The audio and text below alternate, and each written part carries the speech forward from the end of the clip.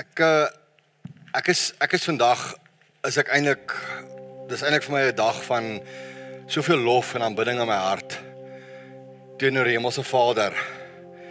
Ek sal vir julle eendag as ek tyd het, sal ek vir julle miskien volgende jaar as ons 10 jaar oud is, sal ek tyd vat om vir julle die storie van Hawa te vertel. Dis eintlik 'n baie mooi storie om te vertel. Van hoe het ons uiteindelik by Hawa uitgekom en hoekom het ons Hawa gestig? 3 April 2016 het ons in Bergvallei Wedding Venue ons eerste diens gehad en by daai geleentheid is ek ingeseën gewees deur die direksie van daai tyd as die predikant van Hawa Familiekerk. Nadat die Here 'n lang pad met my en Salome gestap het, maar ek sal dit ander keer met julle die hele pad deel en al die wonderwerke en al die bevestigings en die droom wat ek gehad het en nog steeds het, maar daar was 'n fisiese droom ook betrokke. En die geloofstap wat ons moes geneem het om te bedank uit die kerk uit waar ons was en 'n dogter op universiteit te hê wat jy weet, jy moet daai kind nog help om deur die universiteit te kom, jy moet einde van die maand moet jy 'n huis betaal, jy moet 'n kar betaal. Jy moet die lewe gaan aan. Maar die roeping van God in my hart was so fantasties geweest dat ek en Salome het die dag toe ons by die vorige gemeente ons afskeid gehad het ek en sy ons het net die vrede van God ervaar wat alle verstand te bowe gaan dat ons die regte ding doen. Dis 'n mooi storie om te vertel, dis 'n lekker storie om te vertel, maar as jy dalk hier so sit en dink ons is onnatuurlik, ek wil vir julle sê daar was vrees betrokke. Daar was onsekerheid betrokke. Maar die overwhelming ding wat ek onthou van 9 jaar terug was die vrede van God. Om te weet dat ek weet dat ek binne sy wil is en dat ek binne sy wil optree om hierdie gemeente te begin. En die woord Hawa beteken liefde. En ek word baie keer gekonfronteer daarvoor en vanoggend weer dat wat beteken Hawa? Wat beteken dit vir jou? Wat beteken dit vir my? Ek hoop jy ervaar liefde as jy inloop. Ek hoop jy ervaar dat ons kyk nie na wie jy is, wat jou agtergrond is, waarvanaf jy kom of wat ook al nie. Ons wil vir jou God se liefde gee en vir jou wys hoe lyk God se liefde. En my grootste gebed is dat jy weer jou sirkel van invloed sal gaan beïnvloed daar buitekant. Mense wat ek nie ken nie, wat jy Jesus se liefde uitleef. Dalk sit jy hierdie week in een of ander vergadering en almal gooi hulle toys, want dit is nie 'n lekker vergadering nie. Ek bid dat jy Jesus se liefde teenoor almal in daai vergadering sal uitleef. Ek bid dat jy Jesus se liefde sal uitleef teenoor mense op straat, wat jy dalk nie eens ken nie, teenoor jou familie, teenoor jou vriende, teenoor jou sirkel van invloed. Ek bid vir jou dat die Here jou sal help, dat jy 'n Hawa sal wees, want 'n Hawa is meer as 'n kerk. Dis 'n leefstyl. Dis 'n manier om te leef deur God se liefde. En ek hoop ek en Salome en die span kry reg om dit vir jou te leer en te wys. Ons het nou gesing, because he lives, I can face tomorrow. Maar ek wil vir julle sê, because he lives, I can celebrate today. Want hy was met ons hierdie hele pad. Ons tema van ons jaar is ontmoetings met God. Maar my gebed is dat ons God sal ontmoet elke dag. Mag ons God vanoggend ontmoet deur sang en musiek. Ons is nie hier omdat dit is 'n goeie band. Ek gaan nie eers daaroor twyfel nie. Maar ons is nie hier om vir JW of vir Gilly of vir een van hierdie mense, ek gaan nie almal se name noem nie, maar julle weet wie hulle is, se naam groot te maak nie. Ons is vandag hier om God se naam groot te maak. So gee jouself daai vryheid om hom te aanbid. Gee vir jouself daai vryheid om hom te loof en te prys, because he lives, we can face tomorrow. Ons kan aangaan. Ons wil God ontmoet deur sang, deur musiek, deur om te loof en prys, deur sy genade, sy guidance, sy liefde oor ons te ervaar. Maak nie saak wat jou omstandighede vandag is nie. Dalk sit jy vandag hier met 'n probleem. Jy sit hier in 'n moeilike situasie. Ek ken nie jou elke een se situasie nie. Maar ek wil vandag vir jou vra. Al sit jy in watter moeilike situasie vanoggend. Ek het in hierdie week weer net vir die Here gesê van Habakuk, al gaan dinge partykeer verkeerd, nogtans sal ek in die Here jubel. Nogtans sal ek juig in God, my redder. So mag die Here vir ons gee dat ons hierdie worshipdiens sal geniet en dat die Here vir ons sal guide.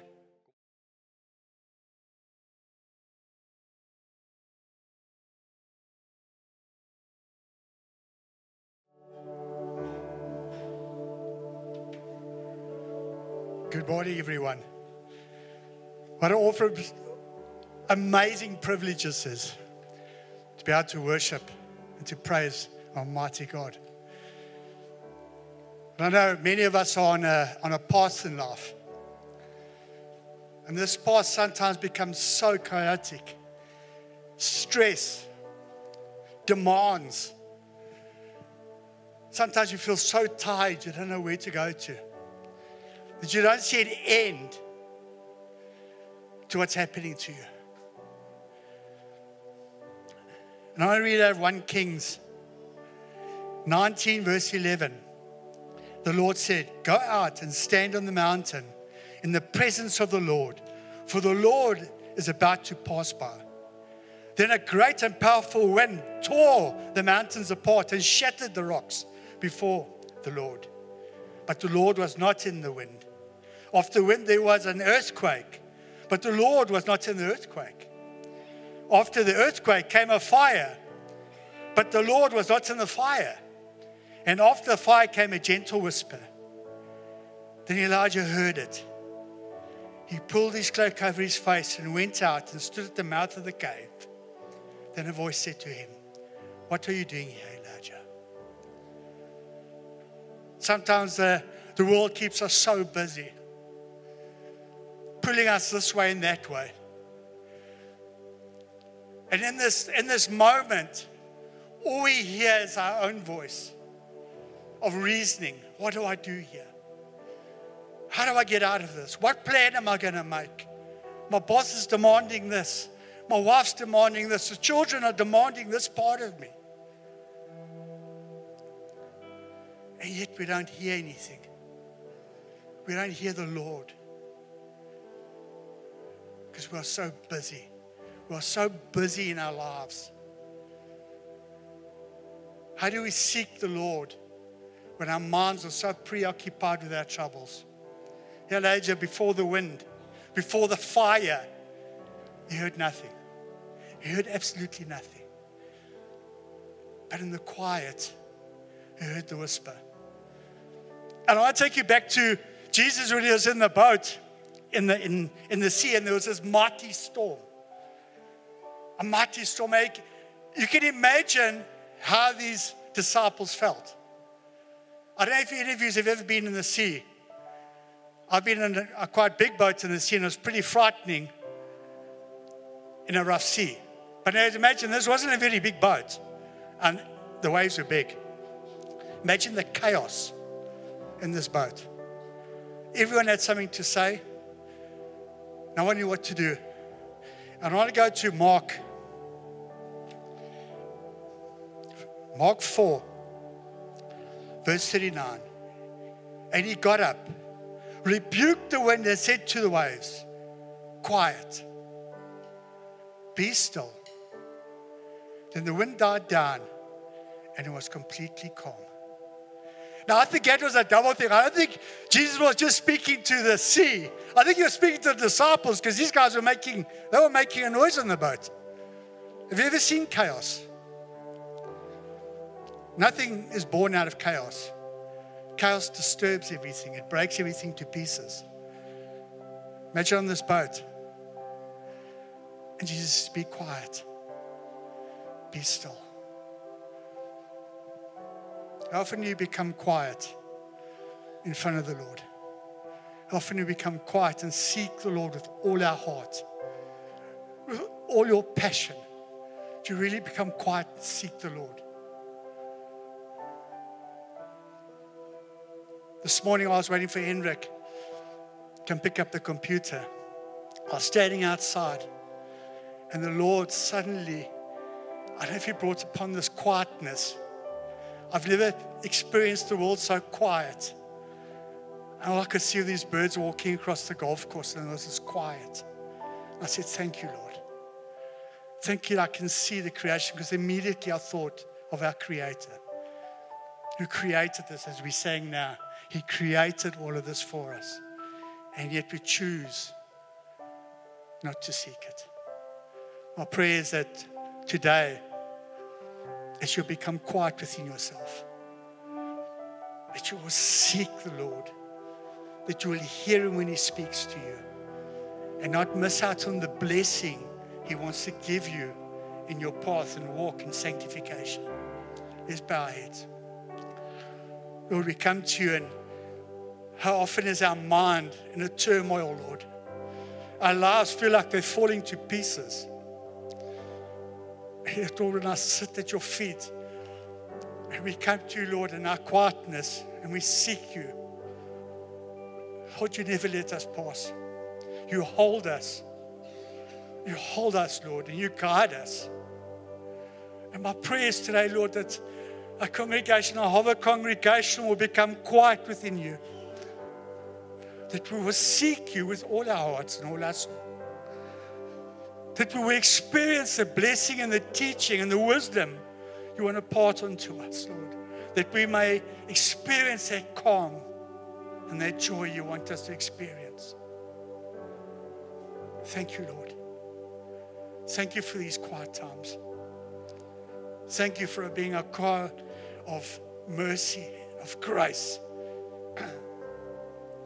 Thank you, Lord, that we can still come and bow in front of you and seek you. And we pray this in the name of Jesus Christ, our Savior. Amen.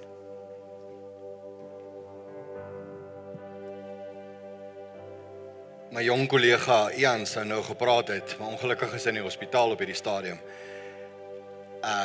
So ek gaan nou namens Ian praat, so imagine my met 'n breinbaard. As ons net so teruggaan en ons kyk na wat ons ervaar het die afgelope paar minute. It is well with my soul. Dis 'n uitroep wat Amrei met ons gedeel het. 'n Verlange na God se teenwoordigheid. Clarissa het met ons gedeel the truth I'm standing on. Julle, ek wil vir julle sê, die mense wat hier voor staan en worship, bly en preek is gewone mense. Wat elkeen ook maar deur hulle eie omstandighede gaan. Hulle eie goeders wat ons mee struggle. Jonathan het met ons gedeel oor om God te ontmoet in stilte.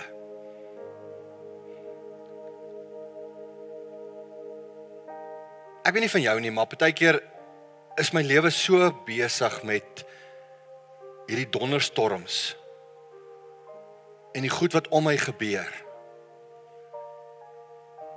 Maar God sien daar nie. God is juis in dit wat John met ons gedeel het toe hy gesê het, stil. En soms moet ons onsself probeer uit hierdie omstandigheid vat, net na God se stilte toe. So hoe ontmoet ek God in krag? Ontmoeting met God in krag, as ek dink aan krag, dan dink ek aan Handelinge 1 vers 8. Dit is so 'n mooi gedeelte wat vir ons praat van God se krag. Wat sê, en julle sal krag ontvang wanneer die Heilige Gees oor julle kom. En julle sal my getuies wees.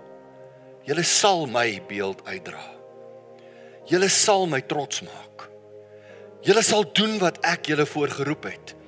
Die rede hoekom ek julle geskaap het, is dat julle disipelmakers moet wees. Dat julle nie net disipels moet wees en tevrede moet wees om 'n disipel te wees nie, maar 'n disipelmaker. Wanneer jy krag soek, dalk uit daai stilte uit wat John van gepraat het, waarop staan jy, wat Larissa oor gesing het? Dan moet ons baie keer vir die Here sê, Here, ek het U nodig. Ek het my power verloor. Ek het my krag verloor. Ek weet dat as die Gees van God oor my kom, sal ek sy getuie wees. Maar julle, nie een van ons gaan 'n week deur wat ons nie ons selfoon charge nie. Nie van ons, vir een van ons gaan baie keer 'n dag wat nie jou selfoon moet charge nie. Soms is ek so besig op my selfoon met oproepe en allerlei dinge deur die dag en vergaderings te reël en die en daai en WhatsApps en SMS'e en wat ook al, teen 3/4 van die dag is my battery pap. Nie myne nie, die foon se. En dan moet ek hom weer op charge sit. Maar jy sal krag ontvang wanneer die Heilige Gees oor julle kom. Hoe lyk jou battery? Is jy gecharge? Ek dink aan 'n ander gedeelte en dit is die gedeelte wat Gielie vir my gegee het ook, of vir Ian gegee het om oor te praat. En dit is Jesaja 40 vers 31. Maar die wat op die Here wag, kry nuwe krag. Hulle vaar op met vleuels soos die arende. Hulle hardloop en word nie moeg nie. Hulle wandel en word nie mat nie. Die wat op die Here wag. Die American Bald Eagle gaan deur 'n fase in sy lewe, die mannetjie spesifiek. Na 40 jaar gaan hy in 'n fase in wat hy al sy kragte verloor. Hy wat eens daar bo die storms gevlieg het, kan nie eens uit die nes uitkom nie. Hy verloor al sy vere. Sy bek, sy snavel groei aan mekaar vas, dat hy nie eers kan eet nie. Dit is so seer dat hy sy eie snavel teen 'n rots afslaan. En hy sit daar vulnerable vir 40 dae lank. Hoor net hierdie 40's. Glad nie 'n coincidence nie. In daai tyd gebeur daar iets wonderlik met hom. Daar vorm kliere, oliekliere onder sy vlerke. Wat hy nog nooit gehad het nie. En hy vat hierdie snavel wat besig is om terug te groei. En hy druk sy kop onder sy vlerke in. En hy vat van hierdie olie en hy smeer sy lyf met die olie. En dan na 40 dae van herstel, sê hulle wat weet, as hy daar afspring van sy krans af, dan vlieg hy hoër as nog ooit tevore. Hy vlieg bo die storms. Hy breek tot in daar waar net vliegtye kan vlieg. Want die wat op die Here wag, kry nuwe krag. Hulle vaar op met vleuels soos die arende. Verstaan jy nou hierdie vers? Jesaja 103, verskoon my, Psalm 103 sê, ek sal jou jeug nuut maak soos die van 'n arend. God weet hierdie goed. Hy het hierdie goed vir ons laat neerskryf dat 'n arend kan weer sy power terugkry. Maar die power lê daarin dat ek op die Here wag, dat ek by hom gaan draai, by hom inprop, by hom opcharge. Soos daai arend om nuwe krag te kry, om hoër hoogtes in my lewe te bereik. My gebed vir jou is dat die Here jou sal help in hierdie jaar om hoër hoogtes in jou lewe te bereik. Nou, om aan te sluit by Marius, die stukkie waaroor ek met jou wil gesels vandag, is ontmoeting met God in vuur. Nou, as almal ken die baie bekende Bybelvers of die stukkie in die Bybel van waar Moses die brandende bos sien in Exodus 3 vers 1 tot 12. En ons weet dat die brandende bos is, die Here was self daar gewees, dis hoekom die bos nie uitgebrand het nie. Maar ek dink dit is vir ons 'n volksvreemde ding, want ons sien nie 'n bos wat nie uitbrand nie. Maar dan wil ek jou gou 'n vraagie vra vandag. Jy wat hierso sit, glo jy dat die Heilige Gees is in jou? Dis 'n vraagie wat jy vir jouself antwoord. As die Heilige Gees binne jou is, ek sien vir Sharon Nike daar so dadelik met glimlag. Daar's 'n brandende vuur in jou.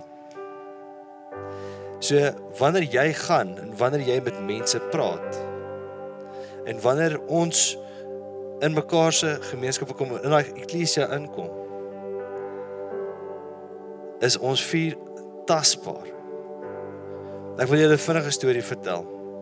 So It Is Well was vir my en vir Shirley 'n ongelooflike belangrike liedjie gewees. Net tye wat dit swaar gegaan het, net sy het bly sing. En wanneer my vuurtjie begin swakker brand het haar vuur hard gebrand. En so het ons mekaar aangesteek ook. En toe ons huisagent, uiteindelik ons is ons huis heen getrek. So uiteindelik toe ons huisagent ontmoet het, toe was daai man op 'n slegte plek. En ons het dit eers 9 maande, julle het reg gehoor, 9 maande na die tyd, toe ons uiteindelik kon intrek, het ons besef waardeur daai man gegaan het, die aand wat hy vir ons die plek gaan wys het, was op so lae plek gewees dat hy sy eie lewe wou neem. En in die 9 maande het ons gesels en ons het eintlik vriende geword. En hy het een van ons baie goeie vriende geword. En die eerste aand het ons sleutel kry en ons gaan in ons plek heen en dit is nog pikdonker want ons nog nie elektrisiteit nie. Dis 'n ander storie. Staan ons daar so en die eerste ding wat ons doen is, ons praat oor die Here. En hy vertel vir ons, hy gee sy getuienis vir ons op daai stadium. En daar besef ek dat ons vuur is aansteeklik. Want toe steek hy ons weer aan, en gee vir ons weer nuwe hoop, en gee vir ons weer die ander ontmoeting met God ook. En my gebed vir jou is dat as ons sê ons spreek Jesus, dit moet nie net 'n ding wees wat ons sê nie. Die vuur wat in jou brand is groot en is almagtig. Die almagtige God is in jou. Hy's nie daar deur ver nie. Hy's in jou. Hy werk deur jou. Al wat ons moet doen is, ons moet uit die pad uittreë. Ek het so gestres om hierdie boodskap vir julle te bring vandag. Ek het boodskapies gelees en ek is dankbaar vir die Here dat hy vandag hierdie gedagtes kom nie van my af nie. Dit kom van hom af. Dis nie uit JW Potgieter uit nie. JW Potgieter is 'n klippie. Ek is 'n stofkolletjie. Maar hy is almagtig. En omdat hy groot en omdat hy goed is, kan ons uitgaan en ons kan sy vuur deel met die wêreld. Ons kan die lig wees wat skyn. Kom ons wees 'n lig vir die wêreld in hierdie tyd wat ons ingaan. Dis plenty donker daar buite, ons hoef nie daaroor te bekommer nie. Maar ons het plenty lig. Ons het die almagtige God se lig in ons. So kom ons staan op, kom ons sing, I Speak Jesus, en kom ons sing dit uit ons hart uit. Goeiemôre almal. Hierdie is 'n baie laaste versoek wat ek nou net aan Marius gegee het. Ons het nou hierdie hele diens deur vir God geloof en geprys. Ons het gepraat van die stiltes en die stormtye. En heiliglik is ons Suid-Afrikaners baie bekommerd oor wat hier aangaan en wat wêreldwyd aangaan, veral oor die situasie rondom Trump en Ramaphosa en al daai klas van goeders. En ek wil vandag vir julle moed ingee. Moed vir ons toekoms. En ek gaan vir julle lees uit Efesiërs 34 van vers 1 tot 10 af. Maar wat ek gaan doen is, ek gaan Israel vervang met Suid-Afrika. Van vers 1 af lees ek, die woord van die Here tot my gekom, mens, tree op as profeet teen die herders van Suid-Afrika. Tree op as profeet en sê vir hulle, vir die herders, so sê die Here my God, elende wag vir die herders van Suid-Afrika wat net vir hulle self sorg. Moet herders dan nie vir die kleinvee sorg nie? Julle drink die melk, julle maak vir julle klere van wol, julle slag die vetste kleinvee, maar julle sorg nie vir die kleinvee nie. Julle het nie die swakkes gehelp nie, julle het nie die siektes gedokter nie, julle het nie die wonde van die wat seer gekry het versorg nie. Julle het nie die wat weggedwaal het teruggebring nie. Julle het nie die wat weggeraak het gesoek nie. Julle was harde en wrede regerders. Die kleinvee was sonder herde en het verstrooi geraak. En toe hulle verstrooi raak, word hulle die prooi van roofdiere. My kleinvee het rondgedwaal oor die berge en oor al die heuwels. Hulle het verstrooi geraak oor die hele aarde en niemand het hulle gesoek of na hulle gevra nie. Daarom herders, hoor die woord van die Here. My kleinvee is uitgelewer en het die prooi van enige wilde dier geword. Hulle is sonder herde, sonder iemand wat na hulle soek. Die herders het vir hulle self gesorg en nie vir my kleinvee nie. So seker as ek leef, sê die Here my God, ek sal die herders straf. Hoor die woord van die Here, herders, so sê die Here my God, ek gaan optree teen die herders, ek eis my kleinvee van hulle terug, ek maak 'n end daaraan, dat hulle die kleinvee se herders is. Hulle sal nie herders bly, net om vir hulle self te sorg nie. Ek sal my kleinvee red, en hulle nie deur die herders laat opeet nie. My wens is dat julle almal hierdie woorde in hierdie week op Suid-Afrika sal toespreek, sodat daar werklik 'n verskil in hierdie land kan begin gebeur, want ons is almal moedeloos. Maar hier is ons antwoord. Die Here is daar en hy sal sorg. Baie dankie.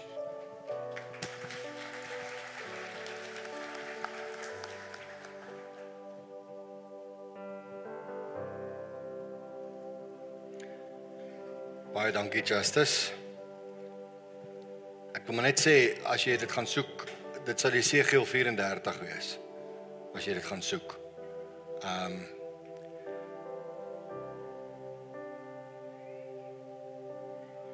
Ons het nou die afgelope paar minute het ons so gegaan en gekyk na God in die vuur, God in stilte. Hoe kan ons God in ons krag? En ek wil afsluit voordat ons die seën gaan sing as 'n laaste song en die seën van die Here oor ons gemeente gaan bid as gemeente saam. Ek is 'n ou wat hou van praktyk. Een van die dinge wat die Here vir my gesê het vroeg in my loopbaan, nog voor ek gelegitimeer is as 'n predikant die eerste keer. Ek was nog 'n student gewees, toe het die Here vir my gesê, my opdrag is, laat my lammers wei. Hy het nooit vir my gesê, feed my giraffes nie. So ek gaan nooit probeer om boor jou kop te praat of my teologiese kennis vir jou tentoon te stel, dat jy dink ek is intelligent nie, want ek is nie. Maar ek wil vir jou praktiese maniere gee om Jesus te volg. En as jy hier sit vandag en jy sê, Marius, ek hoor hierdie goed, maar hoe? Ek sal na die tyd vir jou die goeders op die website sit of wat ook al, maar ek wil jy moenie nou worry om notas te maak of te skryf of te enige iets nie.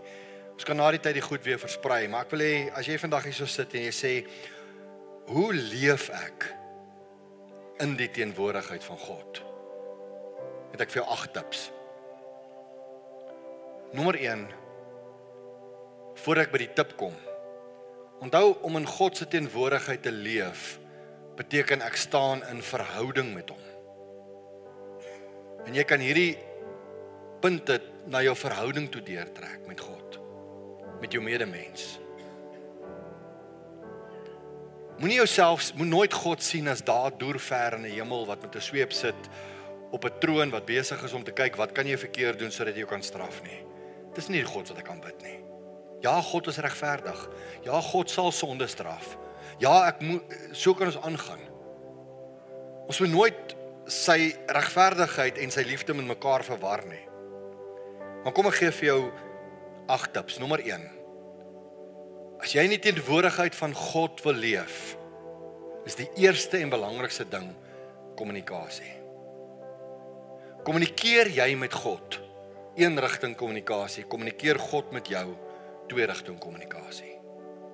Praat jy gereeld met hom in stilte? Soek jy gereeld sy krag? Bestudeer jy sy woord, dat hy met jou kan praat? En daar's baie ander maniere wat God praat. God praat deur musiek, God praat deur die natuur, God praat deur songs, God praat deur wat ook al. Partykeer net as jy net loop in die veld en jy sien hierdie wurmpies of jy sien hierdie voeltjies of jy sien selfs die Adidas. Maar is daar genoegsame kommunikasie tussen jou en God? Die verantwoordelikheid om hierdie verhouding wat ons het met God oor te dra na die volgende geslag toe. Ek het gister die voorreg gehad om 'n kind in te seën en aan die Here toe te wy. Volgende week het ek die voorreg om 2 kinders by die Sondagdiens aan die Here toe te wy. Die tweede punt wat ek vir jou wil gee is aanbidding. Neem deel aan gereelde aanbidding. As jy in sy teenwoordigheid wil leef, sit vir jou praise and worship musiek op. Luister songs, maar aanbidding is baie meer as songs. Aanbidding is ook om God te aanbid met woorde, om in sy teenwoordigheid te kom, om definitiewe besluite te neem. Ek gaan God nou aanbid, ek gaan nou stil word, ek gaan myself eenkant vat, deur gebed, deur ander forme van lofprysing, deur eerbied, deur vreugde, deur net in sy teenwoordigheid te wees. Die derde een is community. Afrikaanse woord gemeenskap. Om in te skakel by 'n groep en 'n groep mense om jou circle of influence, mense te hê wat Jesus mind like is, wat soos jy dink en wat soos jy 'n behoefte het om met God te praat. Dit kan 'n omgegroep wees, dit kan 'n kerkgenootskap wees, dit kan 'n vriendekring wees, wat ook al, maar jy moet jouself surround met mense. Julle, daar's baie goed wat ons nie kan doen in die Bybel as ons alleenig staan nie. Daar's baie mense wat vir my sê, ek kan op my eie aanbid, ek kan op my eie aangaan. Ek het nie 'n kerk nodig nie. Ek kan nie met jou saamstem nie. Hoe kan jy community uitleef as jy op jou eie is? Wanneer as jy support nodig het, waarheen gaan jy? Wie ondersteun jou as jy deur 'n moeilike tyd gaan? Ouens, kom ons skakel in by 'n community van kinders van die Here, want dit is wanneer ek in die teenwoordigheid van God kan leef en ervaar. Die vierde ene is dade van vriendelikheid en diens. Weet julle hoeveel keer sê die Here vir ons dat ons vir ander mense moet sorg? Dat ons ander mense moet lief hê? Dat ons moet omgee vir die weduwee en die wees? Dat ons moet sorg vir hulle wat minder bevoordeel is? Dalk het jy net nodig om nou en dan jou oë oop te maak en dankbaar te wees, maar ook om 'n random act of kindness te doen teenoor iemand anderster wat jy dalk nie ken nie. Nommer 5. As jy in God se teenwoordigheid wil lewe, soek God se leiding op meer as een vlak van jou lewe.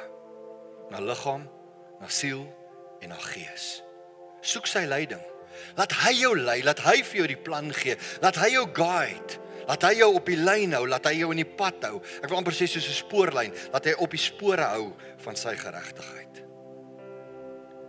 Die 6de ene, jy moet doelbewus wees elke dag van sy teenwoordigheid. Jy moet elke dag doelbewus kyk na seëninge in jou lewe.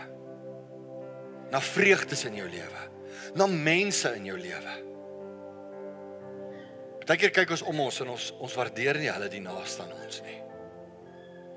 Ons is so geneig om nice te wees met vreemde mense, ander mense. Maar wat van jou gesin?